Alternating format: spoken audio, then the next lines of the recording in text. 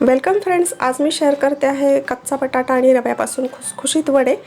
तर हे वडे बनवण्यासाठी मी एका प्लेटमध्ये घेतलेला आहे हिरवी मिरची, आलं, लसूण आणि एक कच्चा बटाटा आणि तसंच पाऊण कप रवा। इथे मी जाड रव्याचा वापर केलेला आहे। रवा कच्चाच आहे, भाजलेला नाहीये आणि तो मी आता पाण्यामध्ये धुवून घेणार आहे। रवा पाण्यामध्ये धुवून त्यातलं वरचं पाणी मी काढून टाकलेलं आहे आणि सर्व पाणी काढून रवा मी एक 10 मिनिटांसाठी झाकून ठेवून देते। तोपर्यंत आपण बाकीची तयारी करून घेऊ। आता इथे हा जो बटाटा आहे तो मी कच्चाच घेणार आहे, उकडलेला नाही। कच्चा बटाटा, लसूण, हिरव्या मिरच्या आणि आलं आहे। त्यामध्ये मी आधी हे लसूण टाकून घेते, त्यानंतर हे आल्याचे तुकडे घातलेले आहेत। हिरव्या मिरच्या मी बारीक चिरून टाकणार आहे, म्हणजे त्या चांगल्या बारीक होतात। त्याचबरोबर मी बटाट्याचे पण बारीक तुकडे करून घालणार आहे।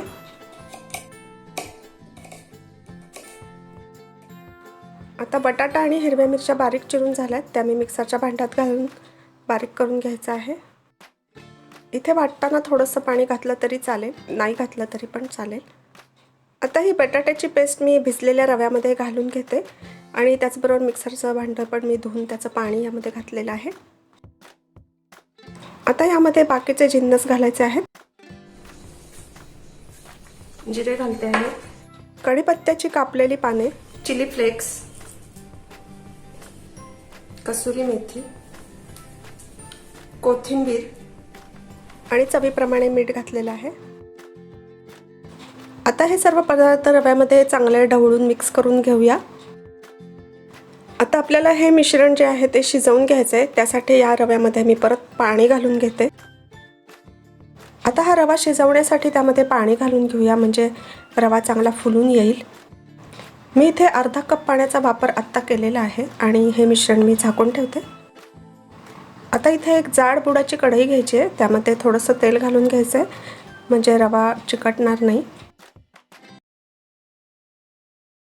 आता हे जे मिश्रण बनवलेलं आहे ते आता मी कढईमध्ये घालून घेते।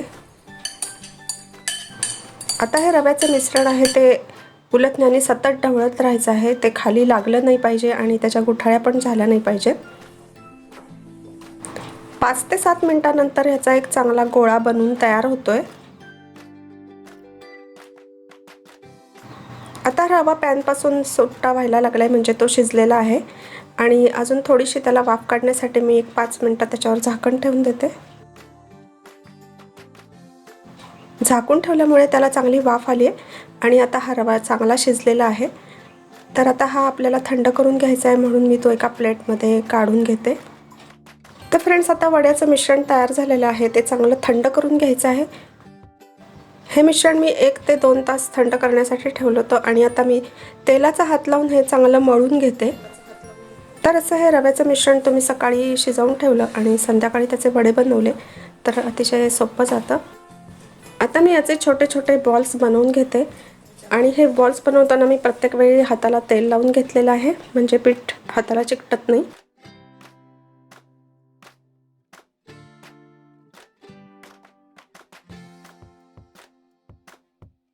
सर्व बॉल्स आता बनवून तयार आहेत आणि मी वडे बनवण्यासाठी हाताला पुन्हा एकदा तेल लावून घेते। आता वरती असे प्रेस करून घेऊया। झालं, आपली टिक्की किंवा वडा तयार आहे। हे अतिशय सोपे बनवायला। मध्यभागी थोडासा जाड आणि कडेने पातळ अशा पद्धतीने हा वडा थापायचा आहे।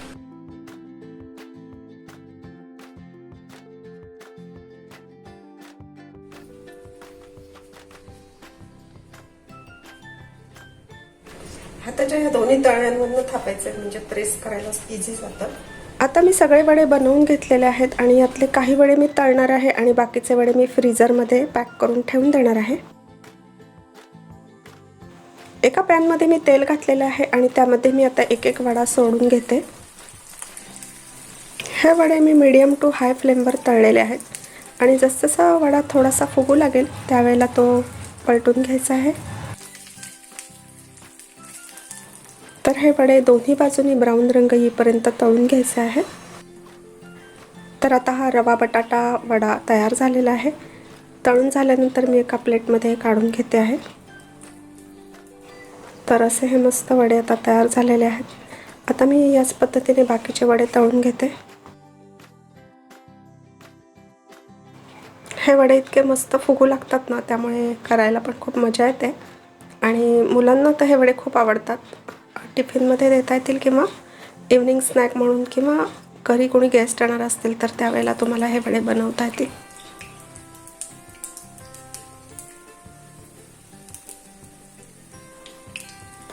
आहा हा, मस्त वडे आता हे फुगायला लागलेत आणि रंग पण त्याचा मस्त ब्राऊन कलर यायला लागलाय।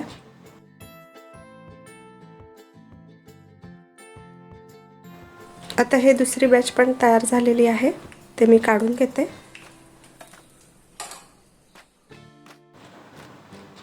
तर फ्रेंड्स, आता मी हे सर्व वडे तळून घेतलेले आहेत आणि काही वडे मी फ्रीझरमध्ये ठेवणार आहे।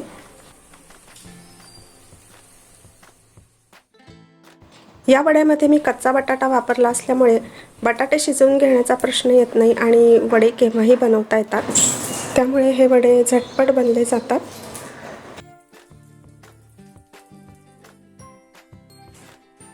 आता हे वडे तयार झालेले मी सर्व करते आहे। मी हे वडे टमॅटो सॉस बरोबर सर्व केले आहेत। तुम्हाला पाहिजे तर तुम्ही ह्याच्याबरोबर हिरवी पुदिना कोथिंबीरची चटणी पण सर्व करू शकता।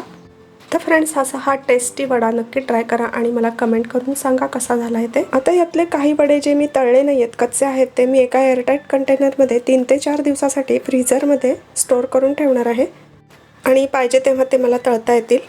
तर आहेत की नाही सोपे हे बनवायला, तर तुम्ही हे बनवा आणि आपण पुन्हा भेटू अशाच एका रेसिपी बरोबर। तोपर्यंत हेल्दी खा आणि हेल्दी राहा। Bye bye.